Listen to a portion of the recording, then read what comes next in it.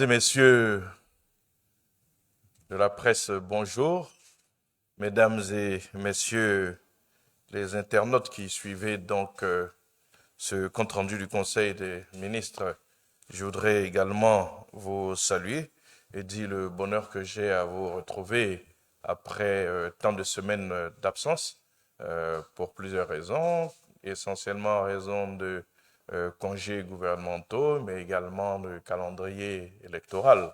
Donc, nous sommes heureux de reprendre donc les activités gouvernementales avec ce compte rendu donc du Conseil des ministres.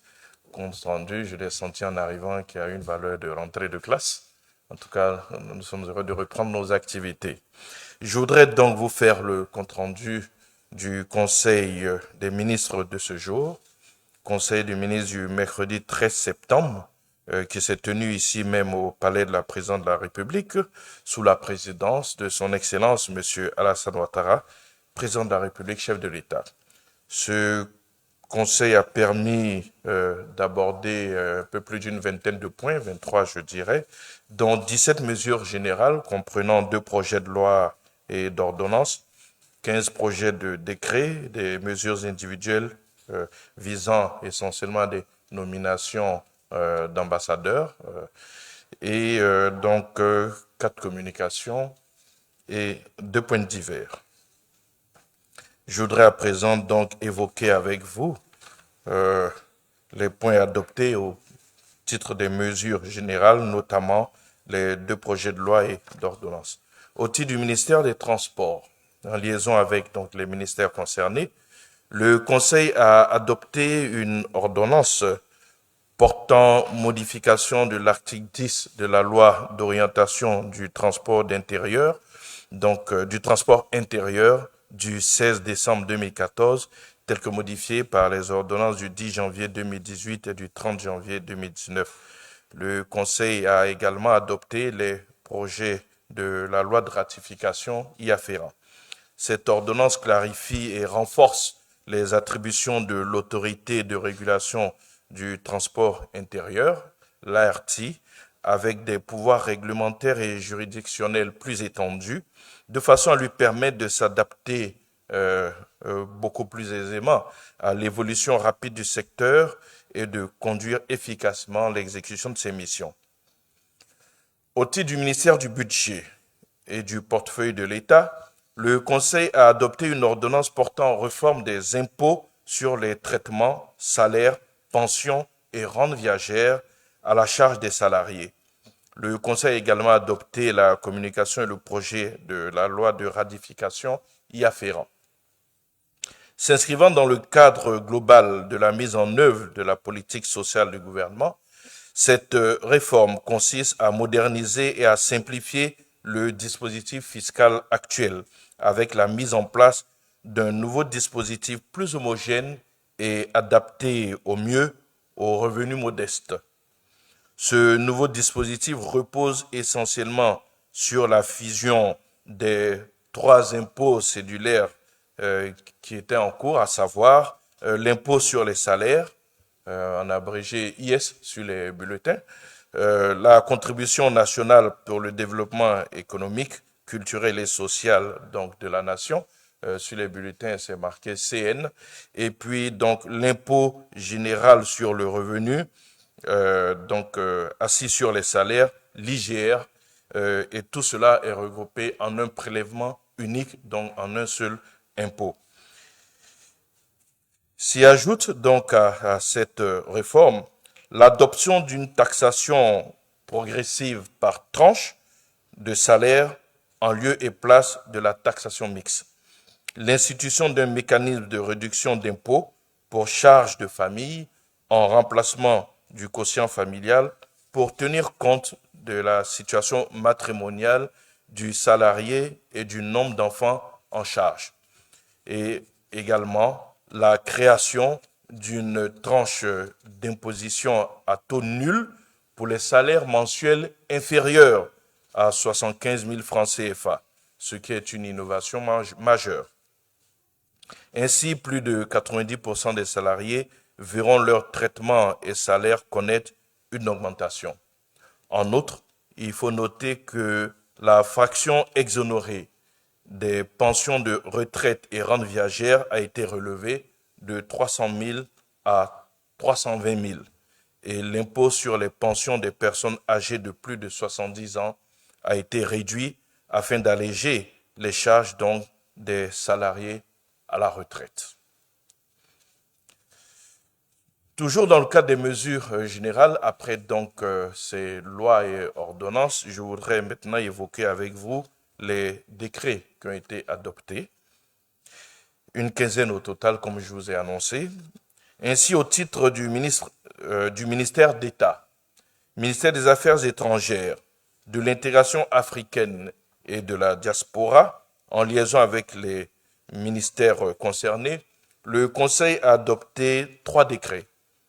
Le premier décret porte sur la ratification de l'accord de crédit d'un montant de 2 998 309 €, soit 1 966 761 776 francs, conclu le 19 mai 2023 entre l'Institut de crédit officiel, ICO, du Royaume d'Espagne et la République de Côte d'Ivoire pour le financement du projet de réhabilitation et d'installation de 67 stations hydrométriques et de 21 stations de pompage avec énergie solaire.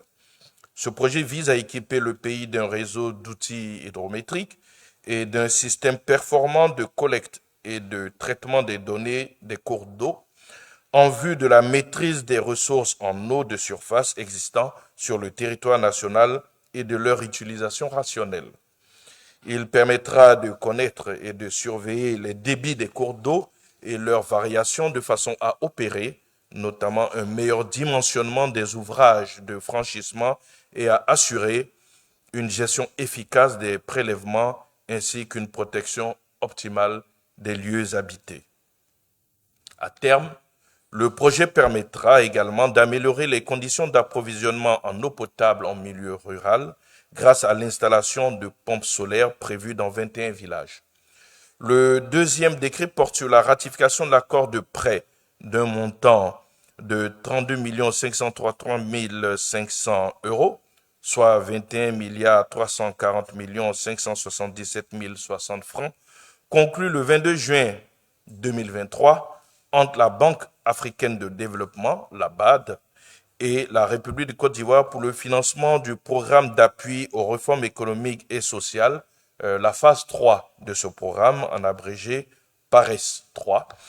Et ce financement permettra de consolider et de soutenir les acquis des 2 phases précédentes du PARES et plus spécifiquement d'accroître les ressources publiques en faveur des couches sociales vulnérables et de renforcer leur accessibilité aux infrastructures sociales de base. Le troisième décret, enfin,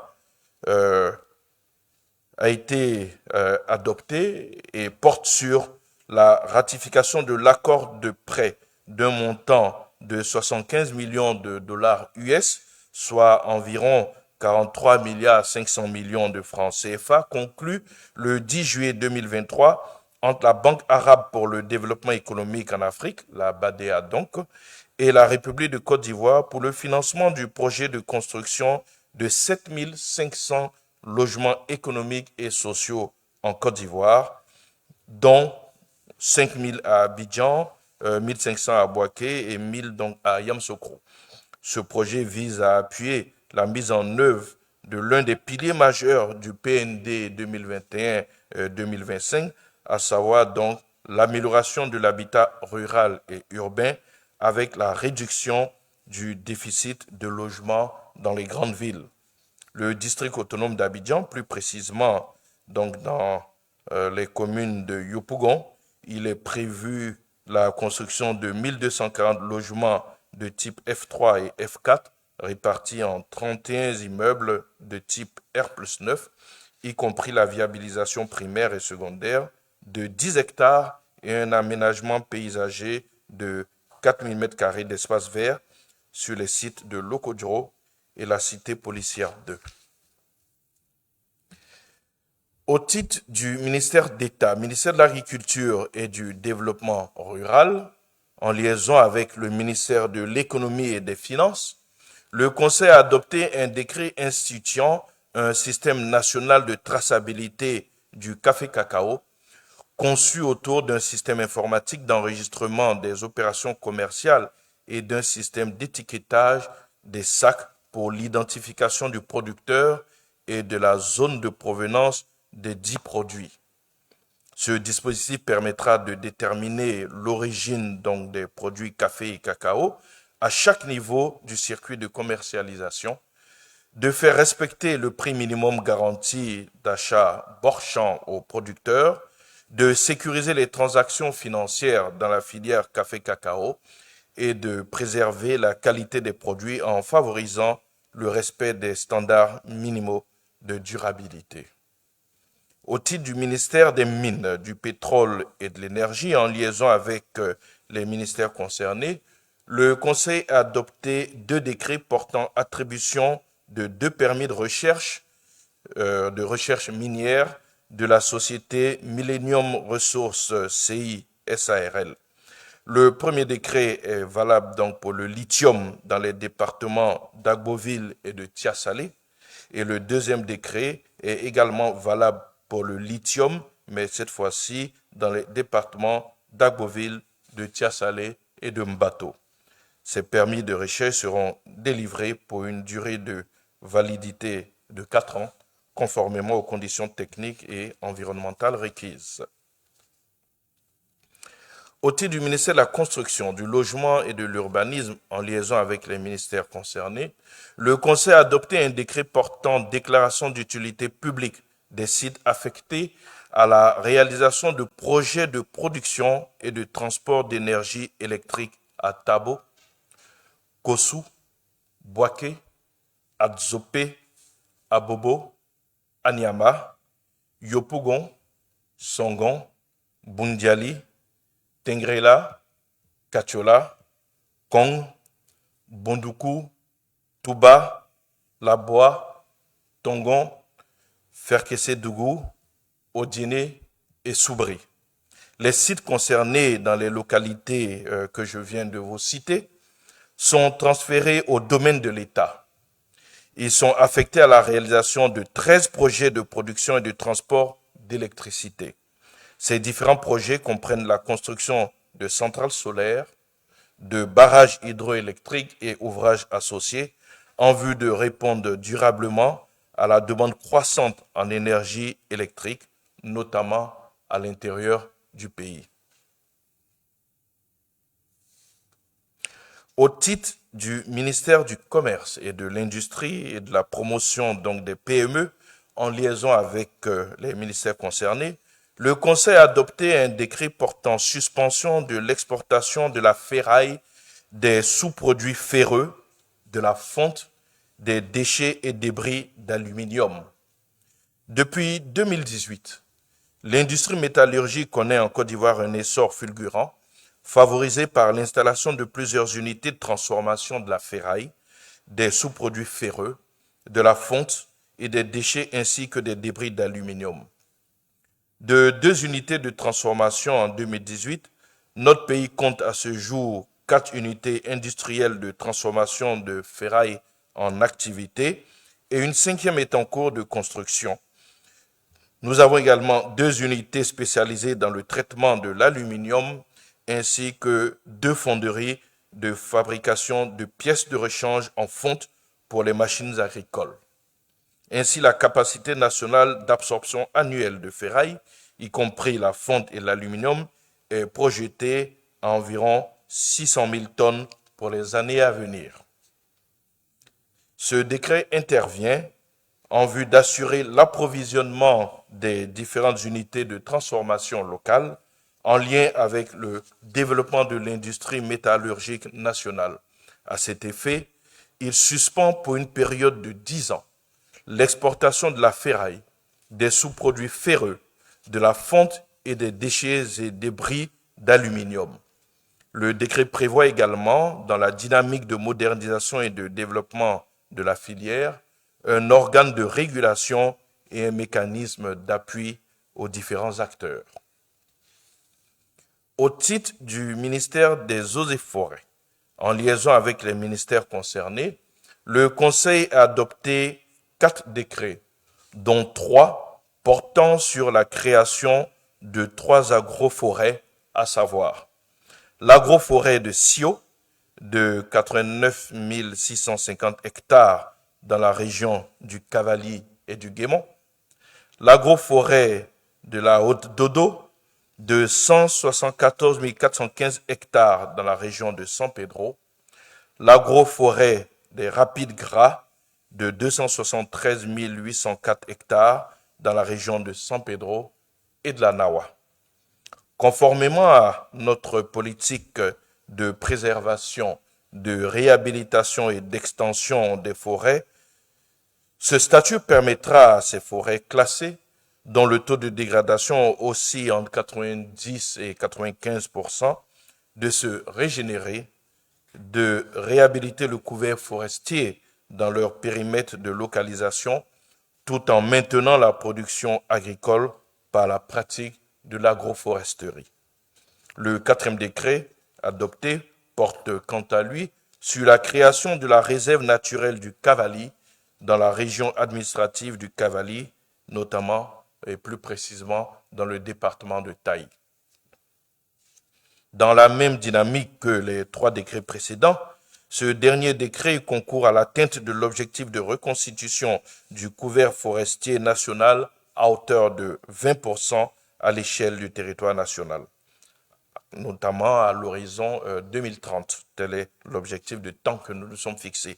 Il érige à cet effet la forêt classée de Cavali, encore en état de bonne conservation, en une réserve naturelle dénommée Réserve naturelle du Cavali, en vue de garantir une protection accrue de ce massif forestier contre les menaces anthropiques pressantes. Au titre du ministère de l'Enseignement supérieur et de la Recherche scientifique, en liaison avec les ministères concernés, le Conseil a adopté un décret portant création, attribution, organisation et fonctionnement de l'Agence nationale d'assurance qualité de l'enseignement supérieur et de la recherche, en abrégé ANAQSR. Et l'ANAQSR est un établissement public administratif à caractère scientifique et technologique, les EPAS comme nous les appelons, chargé notamment de conduire des évaluations périodiques et d'exercer un contrôle permanent sur le respect des normes et des référentiels d'assurance qualité dans les institutions de l'enseignement supérieur et de la recherche. Elle a pour mission d'évaluer et d'accréditer les formations, les activités de recherche, ainsi que les institutions publiques et privées d'enseignement supérieur et de recherche en vue de garantir la qualité de l'enseignement, de la recherche et de l'innovation. Au titre du ministère de l'Environnement et du Développement durable, en liaison avec les ministères concernés, le Conseil a adopté 2 décrets, à savoir un décret portant approbation du plan d'aménagement et de gestion intégrale du littoral, en abrégé le PAGIL, et un décret déterminant les modalités de mise en œuvre des instruments de protection définis à l'article 6 de la loi du 2 juin 2017 relative à l'aménagement, à la protection et à la gestion intégrée du littoral. Ces 2 décrets concourent à lutter durablement contre l'exploitation anarchique et la surexploitation de notre littoral, à l'origine de la pollution et de la dégradation des écosystèmes dans la zone côtière. Il détermine les orientations de base, précise les instruments et les modalités de mise en œuvre ainsi que les structures administratives opérationnelles en matière de protection et de développement durable du littoral, en tenant compte des mutations sociales, économiques et naturelles intervenues dans la zone côtière. Je voudrais à présent, mesdames et messieurs, aborder avec vous les mesures individuelles qui, comme je vous l'ai indiqué, portent essentiellement sur des nominations d'ambassadeurs, je dirais plutôt sur l'extension donc du périmètre d'intervention de certains ambassadeurs.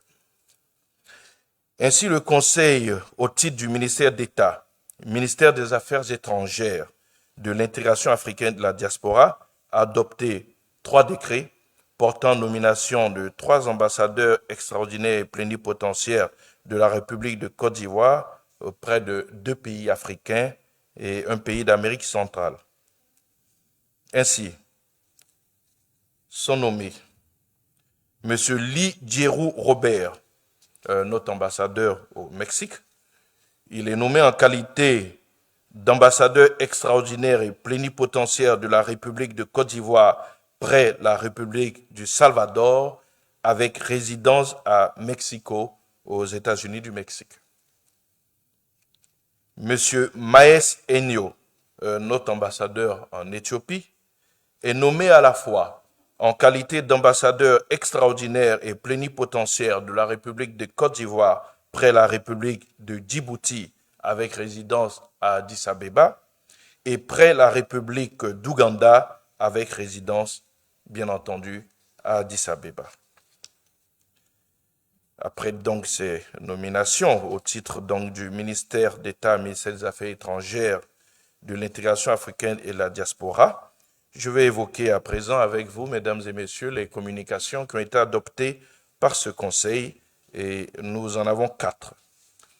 Ainsi, au titre du ministère d'État, ministère des Affaires étrangères, de l'intégration africaine et de la diaspora, en liaison avec les ministères concernés, le Conseil a adopté 2 communications relatives à l'invitation adressée à la Côte d'Ivoire en vue de l'acceptation des amendements de 2 accords internationaux.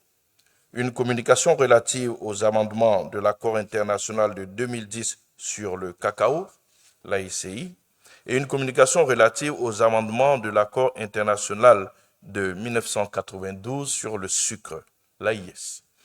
Face aux défis actuels de l'économie cacaoyère mondiale, le Conseil international du cacao, lors de sa session ordinaire tenue du 27 au 29 septembre 2022 à Londres, a proposé des amendements à l'accord international de 2010 sur le cacao. L'accord modifié introduit notamment un objectif clé, à savoir la réalisation d'un revenu vital pour les producteurs de cacao et une référence à des prix rémunérateurs pour atteindre la durabilité économique. Il prévoit en outre un appui à la recherche et à l'innovation dans la chaîne de valeur du cacao. Par ailleurs, lors de sa 59e session ordinaire tenue le 26 novembre 2021, le Conseil international du sucre a procédé à des amendements de l'accord international de 1992 sur le sucre afin de répondre aux exigences nouvelles qu'impose la filière du sucre. Cet accord modifié apporte des aménagements. Cet accord modifié apporte des aménagements aux aspects institutionnels de l'organisation, notamment au fonctionnement des différents organes. Au regard des perspectives économiques qu'offrent ces 2 accords modifiés en termes de capitalisation de l'expérience des autres États membres et de durabilité de l'économie cacaoyère et sucrière nationale, le Conseil a approuvé les différents amendements et a instruit le ministre des Affaires étrangères à l'effet de prendre les mesures idoines pour leur acceptation. Au titre du ministère de l'Intérieur et de la Sécurité, le Conseil a adopté une communication relative au point des élections locales. Ces élections ont enregistré 35 666 candidats issus des partis et groupements politiques auxquels se sont joints des candidats indépendants pour pourvoir aux 1750 sièges de conseillers régionaux et 7682 sièges de conseillers municipaux. Plus précisément, 5247 candidats étaient inscrits sur 93 listes pour les conseillers régionaux et 30 419 candidats sur 753 listes pour les conseillers municipaux. Au terme de ces élections, les listes RHDP ont été élues dans 25 régions et 123 communes, les listes PDCI RDA dans 3 régions et 22 communes, la coalition PDCI RDA PPAC dans 1 région et 10 communes, et les listes indépendantes dans 1 région et 42 communes. Les listes PPAC ont 0 région et les 2 communes de l'URD, 0 région. Les listes PPAC ont 0 région et 2 communes, et l'URD, 0 région et 1 commune. À l'issue de la proclamation des résultats provisoires au niveau local, des contestations ont été observées dans certaines circonscriptions électorales. Toutefois, d'un point de vue général, ces élections couplées se sont déroulées dans le calme, en dépit donc de ces quelques incidents enregistrés par endroits. Aussi, les résultats de la région du Guémon ainsi que ceux des communes de Quibli et de Sarala ne sont pas disponibles en raison de l'annulation des opérations électorales qui s'y sont déroulées et la reprise de celles-ci conformément aux dispositions des articles 172 et 201 du Code électoral.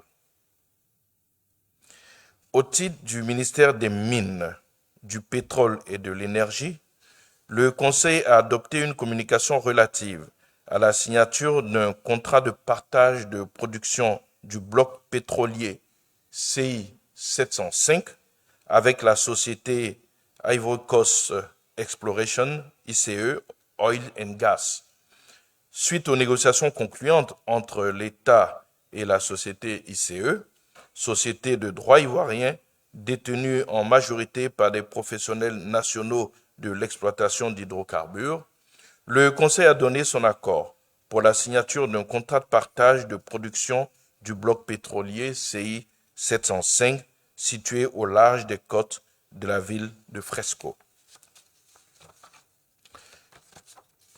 Ainsi donc s'achevaient les points de l'ordre du jour inscrits à ce Conseil. Nous avons cependant eu 2 points divers. Au titre des points de divers, au titre du ministère des Sports, le Conseil a entendu une communication du ministre des Sports sur l'interruption du match amical Côte d'Ivoire-Mali après la première mi-temps. Dans le cadre de l'évaluation des stades construits pour abriter la prochaine Coupe d'Afrique des Nations, qui aura lieu dans notre pays en janvier 2024, la CAF a autorisé donc la tenue de certains matchs dans ces 10 stades, après bien sûr leur homologation par ces services. Ainsi, nous avons vu que des matchs tests afin d'éprouver les installations ont eu lieu à Yamoussoukro, à Bouaké et à San Pedro. C'est dans ce cadre qu'un match a été organisé hier, donc 12 septembre, au stade Alassane Ouattara d'Ebimpe. Ces tests grandeur nature permettent donc d'évaluer toutes les infrastructures et dans le cadre du test d'hier du stade Alassane Ouattara, un problème essentiel a été identifié. Il s'agit de celui de l'accès et de la sécurité des 60 000 spectateurs dont les techniciens pensent qu'il sera résolu avec l'achèvement des voies d'accès en construction pour donc accéder à ce stade-là. Cependant, la survenue d'une pluie orageuse exceptionnelle et non prévisible a entraîné l'arrêt du match tel que prévu par les règlements donc de la FIFA. Il faut noter que les installations de ces stades qui ont été homologués par la CAF, qui a autorisé donc la tenue de ce match, ne sont pas à ce stade mises en cause. Cette situation exceptionnelle permet toutefois de faire les ajustements nécessaires pour remédier éventuellement à tout cas similaire.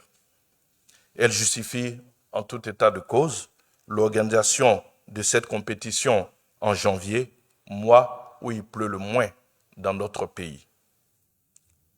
Le deuxième point de divers est relatif donc à la mission du vice-président qui se rendra aux assemblées générales de l'ONU. Dès lors, le prochain Conseil des ministres a été fixé au 27 septembre après le retour donc du vice-président de ces assemblées générales des Nations Unies. Je vous remercie pour votre attention et nous n'allons pas changer nos habitudes. Je suis à votre disposition pour toute éventuelle question d'éclaircissement ou de demande d'information, de précision sur le Conseil dans un premier temps, et nous restons également ouverts à toute autre question d'actualité qui pourrait être posée. Je vous remercie.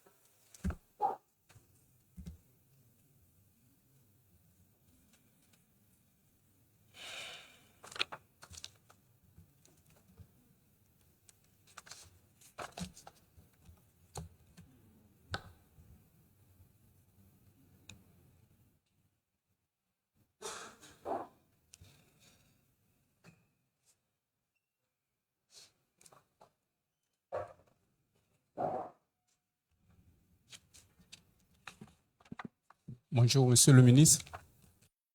Jules Eugène Da, RTCI.info. Vous venez de faire le point des élections régionales couplées, municipales et des conseils régionaux.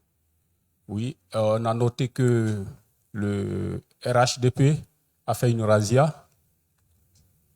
Et donc, la préoccupation que je voulais partager ici, quelle serait plutôt une démocratie sans véritablement l'expression de l'opposition significative, avec ces résultats que nous avons.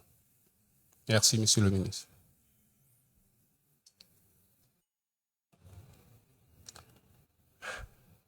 Si on estime que la démocratie, c'est l'expression de la volonté du peuple, je peux dire que le peuple s'est exprimé et que la démocratie dans notre pays se trouve renforcée. Il y a une lecture qui est très simple. Personne ne peut nier, aujourd'hui en tout cas, les progrès qui ont été obtenus dans notre pays. Il ne s'agit pas de rester à Abidjan. Allez dans nos contrées et vous allez voir que tous les Ivoiriens aujourd'hui ont soif de développement. Après les 2 premiers mandats du président de la République, beaucoup de nos compatriotes qui étaient dans une forme d'attentisme et qui ne croyaient pas à toutes les promesses qui avaient été faites, notamment pendant la campagne du président de la République en 2010, ont vu que la plupart de ces promesses ont été mises en œuvre, ont été exécutées. Dans la plupart de nos contrées aujourd'hui, dans nos régions notamment, nous avons quasiment atteint les 100% en termes d'électrification. Je prends la région du Hambol, aujourd'hui elle est à 100% en termes donc d'électrification.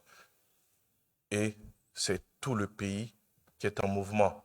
Vous prenez au niveau des infrastructures routières, il en est de même, que ce soit au niveau de la fourniture d'eau potable, avec le programme qui est mis en œuvre actuellement, notamment avec cette politique d'utilisation des eaux de surface, nous sommes en train d'apporter de l'eau potable à tous nos concitoyens.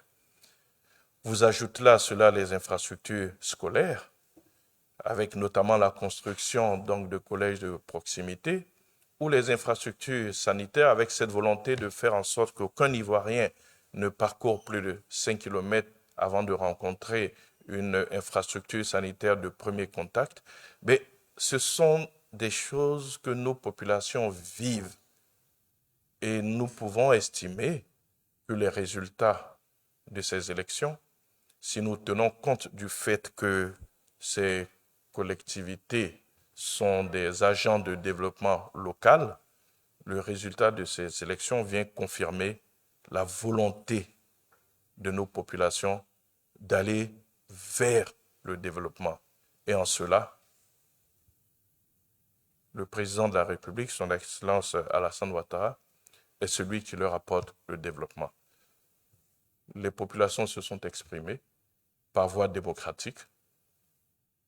Le jour où elles vont estimer que le pouvoir en place ne peut plus leur apporter ce qu'elles attendent en termes de développement, eh bien peut-être qu'elles le sanctionneront. Mais pour le moment, nous ne pouvons que nous féliciter de ces résultats qui montrent d'une certaine façon la consolidation de notre démocratie, puisque le peuple s'est librement exprimé à travers ces élections-là. Je n'ai pas d'autres commentaires à faire parce que c'est le peuple qui s'exprime, le peuple s'est exprimé, donc voilà. Bien entendu, connaissant la volonté, plutôt la vision du président, il s'est toujours tenu compte des minorités. Il n'y a pas de raison que parce que la démocratie soit en quelque sorte l'expression de la voix de la majorité, que les minorités soient écrasées. Elles auront toujours leur espace d'expression. Et c'est d'ailleurs ce qui se passe dans le cadre de cette campagne. Elles ont eu leur espace d'expression. C'était à elles d'aller convaincre les populations qu'elles peuvent faire mieux que ce qui est en train d'être fait actuellement. Apparemment, les populations ne les ont pas suivies.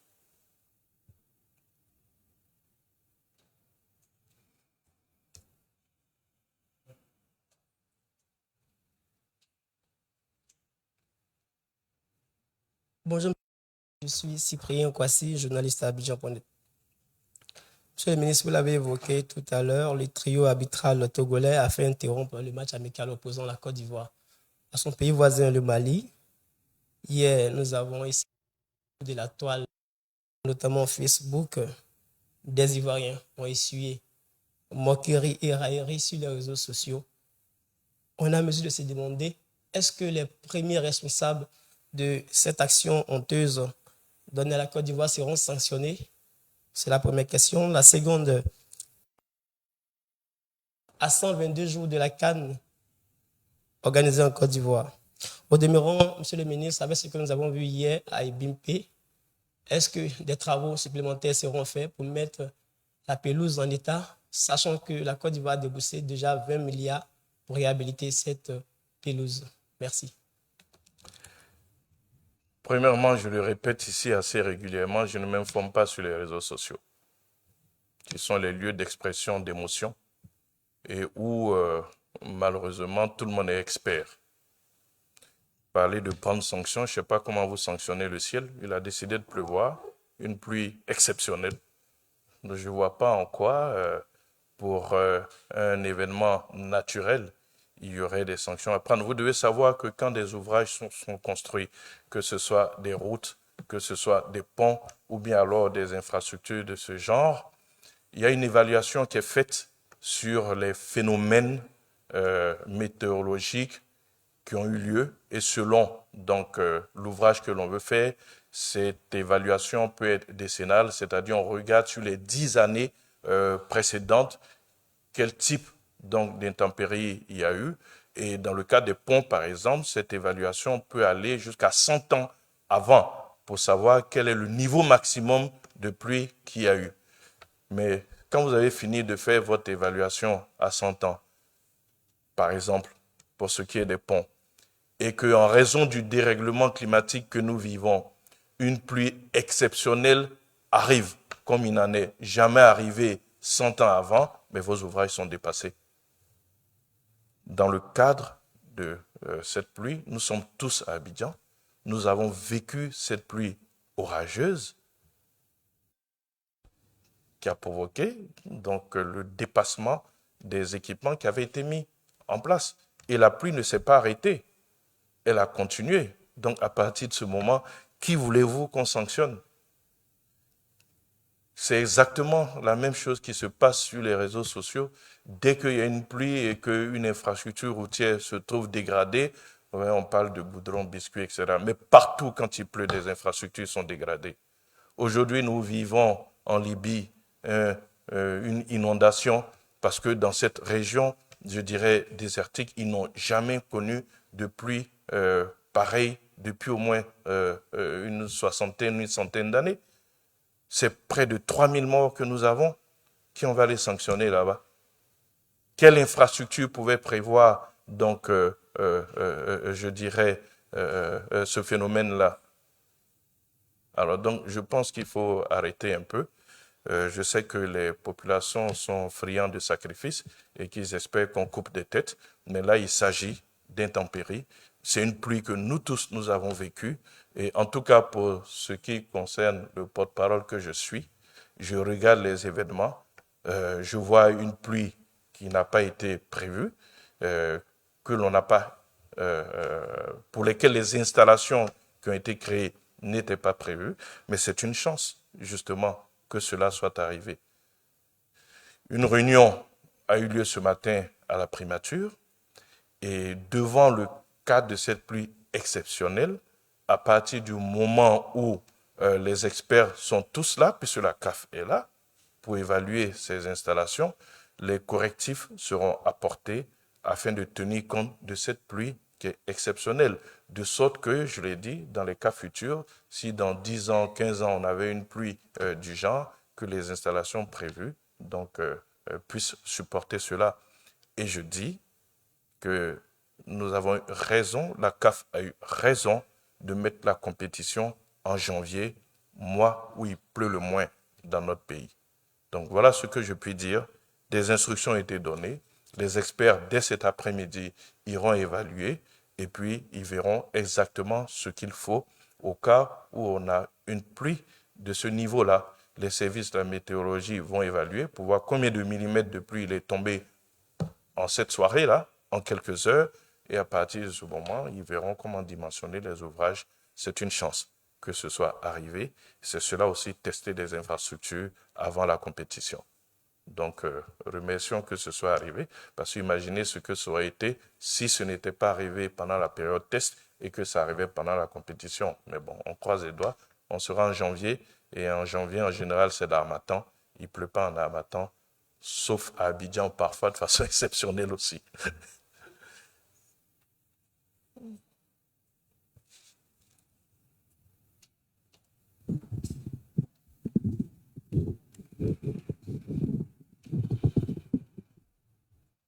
Bonjour, monsieur le. Je suis Étienne Nabor des Fraternités Matin. Vous avez parlé tout à l'heure de fusion des impôts sur le salaire. Comment se fera la nouvelle imposition? C'est-à-dire, quel sera le taux? Quand est-ce que cette fusion entre en vigueur? Normalement, un décret, dès qu'il est pris, il est applicable à partir de sa publication au journal officiel. Donc, il rentrera en vigueur. Maintenant, je vais vous renvoyer donc au ministère des Impôts pour le calcul, parce que c'est des calculs techniques et c'est justement pour simplifier ces calculs-là que nous avons eu un seul impôt. Nous avons fusionné afin de faciliter donc le calcul, parce qu'initialement, il fallait calculer sur les 3 impôts pour trouver le niveau d'imposition. Le décret, quand il sera publié, va donner les détails donc, de calcul de cet impôt unique désormais qui va s'appliquer aux différents travailleurs.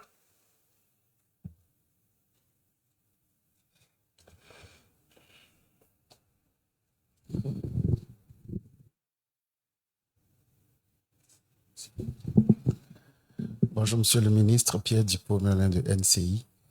Vous avez indiqué que la ferraille est interdite d'exportation sur 10 ans pour alimenter les usines locales. Alors, ce que je voulais savoir, est-ce que ces usines n'ont pas d'autres sources d'approvisionnement? Ces usines comptent-elles uniquement sur le fer usé? Et est-ce qu'on peut quantifier la production de fer usé à l'état actuel? Et est-ce qu'il y a quelque part, ma question c'est de savoir, est-ce qu'il y a quelque part une production de fer autre que le fer usé?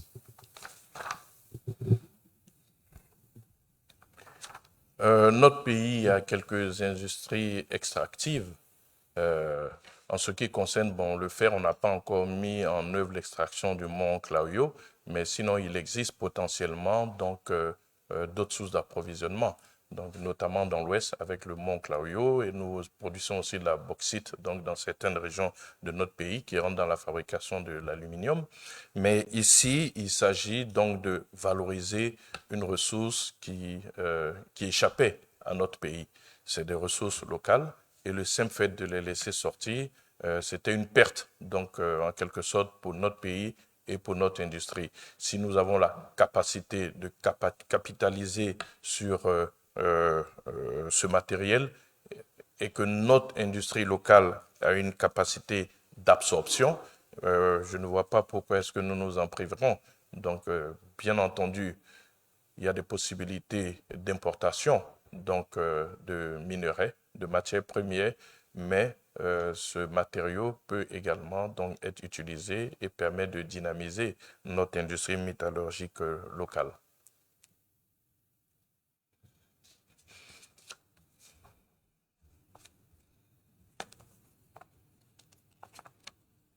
On est sur le conseil ou bien on sort du conseil?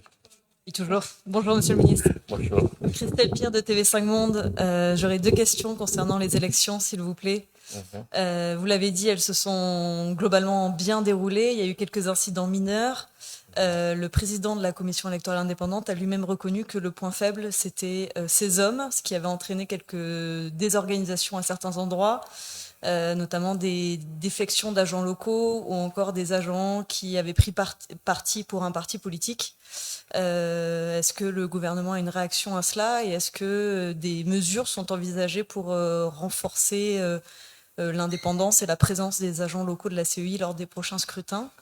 Et puis deuxième question, juste après les résultats, on a vu une intervention de gendarmes à la mairie de Cocody qui pourrait être en lien avec les élections. Est-ce que vous avez plus de détails sur ce qui s'est passé ce soir-là?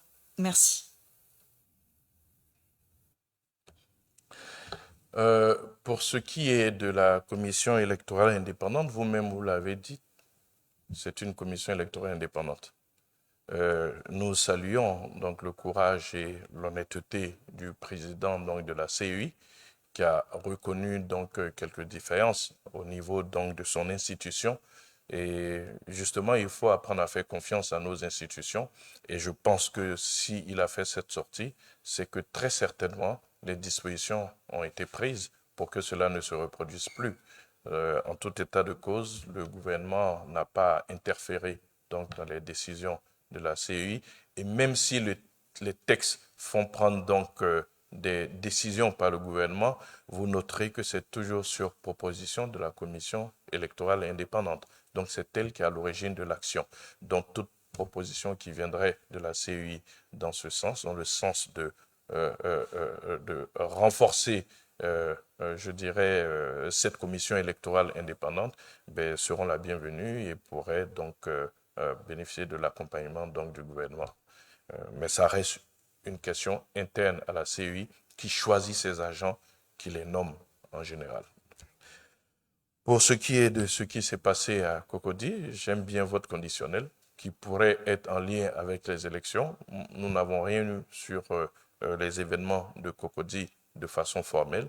Je ne peux pas vous dire, en dehors de ce qui s'est dit sur les réseaux sociaux, si c'est en lien avec les élections ou pour toute autre raison.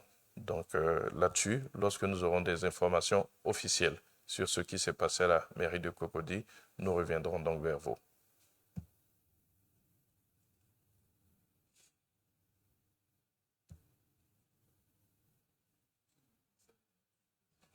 Il n'y a plus de questions sur le conseil. Je suis prêt à prendre des questions sur les autres thématiques, s'il y en avait.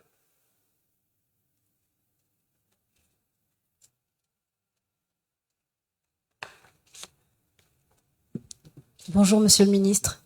Bintayan de RFI. Une question sur la sous-région. Il y a un mois, le président annonçait que la Côte d'Ivoire était prête à appuyer les actions de la CEDEAO concernant la crise qui se joue aujourd'hui au Niger et qu'un bataillon était en cours de préparation. Où est-ce qu'on en est aujourd'hui, un mois plus tard? Est-ce que c'est toujours d'actualité? Merci beaucoup.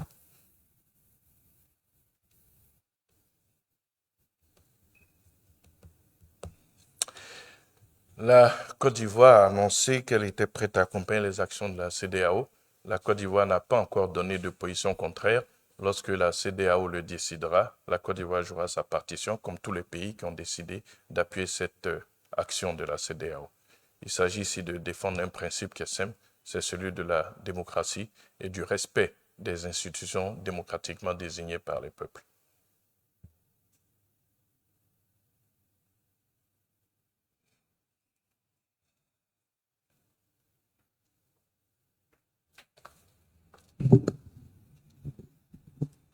Bonsoir, Monsieur le ministre. Je suis Paul Kouakou du quotidien Le Mandat. Il y a 2 jours, nous avons appris par voie de presse l'éviction du secrétaire exécutif du Conseil de l'Entente, Monsieur Marcel Amontano. Pouvez-vous nous donner quelques informations, de plus amples informations sur les circonstances de ce changement? Autrement dit, qu'a-t-il fait réellement? Et comment la Côte d'Ivoire a été informée de ce fait? Merci. Je vous laisse le choix de vos mots. C'est vous qui parlez d'éviction. C'est vous qui avez choisi cette expression. Ce que je note, c'est qu'il y a eu un changement à la tête du Conseil de l'Entente, qu'un compatriote ivoirien, notamment M. Ouattara, a été désigné donc en remplacement de M. Marcel Amontano. Donc je ne peux pas en dire plus. C'est une institution sous-régionale qui a son mode de fonctionnement et puis qui désigne ses premiers responsables selon des règles qui lui sont propres.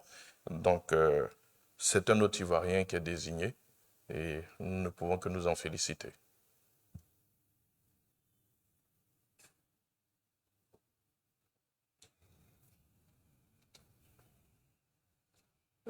Bonjour, Monsieur le ministre. Je suis Fulbert Yao de Anadolu Agence et de l'Info Express. Relativement à la crise au Niger, sur la CEDEAO, les informations venant du Niger disent que la Côte d'Ivoire aurait positionné, et le Bénin aurait positionné des troupes, des hommes armés à quelques encablures du Niger. Vrai ou faux, Monsieur le ministre? Parce que ça circule, la presse nigérienne en fait un écho. Nous aimerions quand même avoir l'avis du gouvernement ivoirien. Une fois de plus, je vais vous dire que les informations, nous ne les prenons pas sur les réseaux sociaux. D'ailleurs, vous m'offrez l'opportunité de vous rappeler que le ministère de la Communication a lancé une campagne de sensibilisation pour une utilisation responsable des réseaux sociaux. Une campagne dénommée « En ligne, tous responsables ». Ne croyez pas à tout ce que vous lisez sur les réseaux sociaux. Notre pays est un État responsable qui assume ses positions. Si nous devons envoyer des troupes, nous n'allons pas les envoyer en catimini. Et je suis désolé, ce n'est pas sur les réseaux sociaux que vous allez l'apprendre.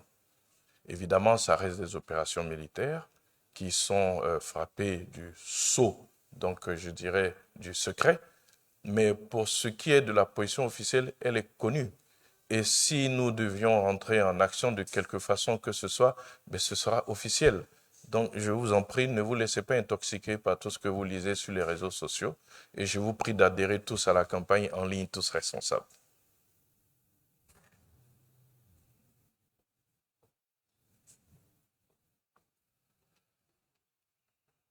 Monsieur le ministre, Jules Legenda encore pour artici.info. Cette fois-ci, Monsieur le ministre, je voulais encore aborder la question de la flambée des produits de première nécessité sur le marché, notamment le riz. Il y a l'Office national pour le développement du riz qui a été créé. Et depuis pratiquement 10 ans, c'est-à-dire le 28 mai 2014, les institutions ont été installées, les organes ont été installés. Quel bilan on peut faire aujourd'hui, après pratiquement 10 ans de leur présence, vu que le riz toujours est le souci pour les Ivoiriens? Merci. Puisqu'il a un budget, on ne sait pas combien ça fait le budget chaque année. Qu'est-ce que cela sert? Cet argent sert à quoi concrètement, Monsieur le ministre?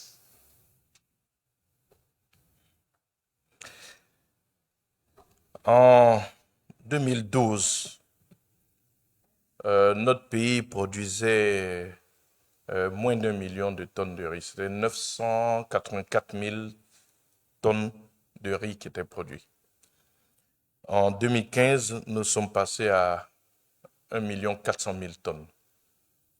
Mais ce qu'il faut savoir, c'est que nous consommons globalement environ 2 millions de tonnes de riz. Et la production annuelle, aujourd'hui, a une moyenne de 1 200 000 tonnes.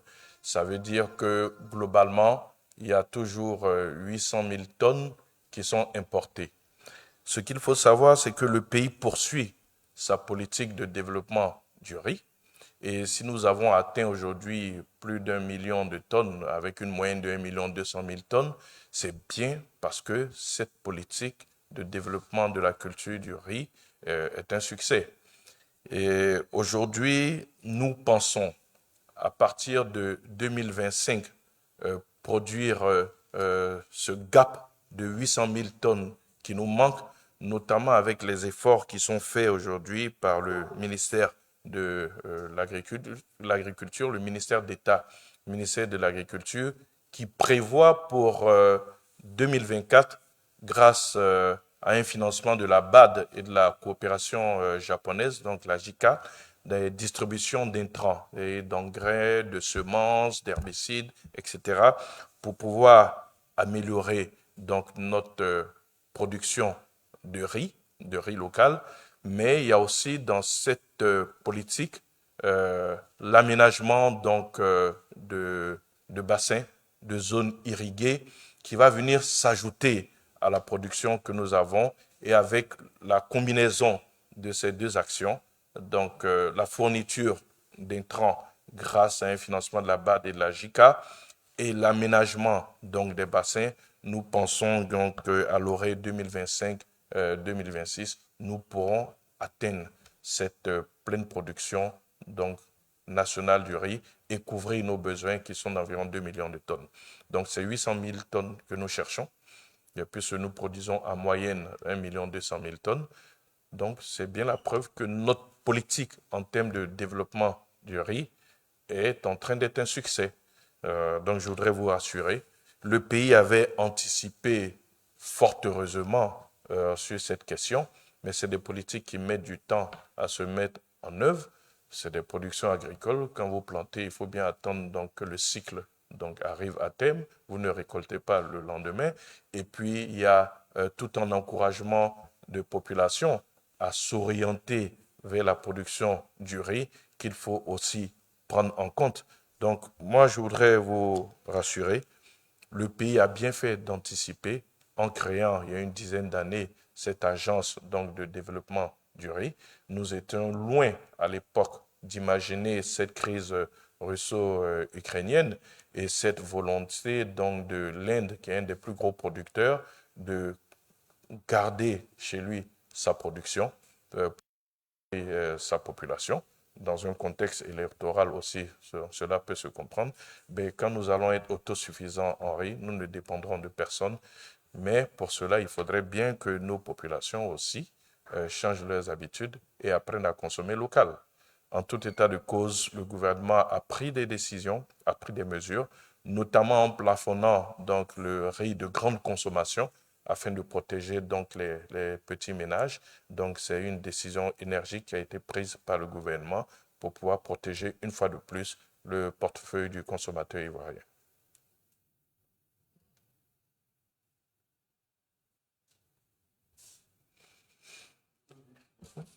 Bien, c'est bien que nous terminons sur le riz. Je ne peux que vous souhaiter bon appétit. Et à la prochaine réunion donc, du Conseil le 27. Je vous remercie.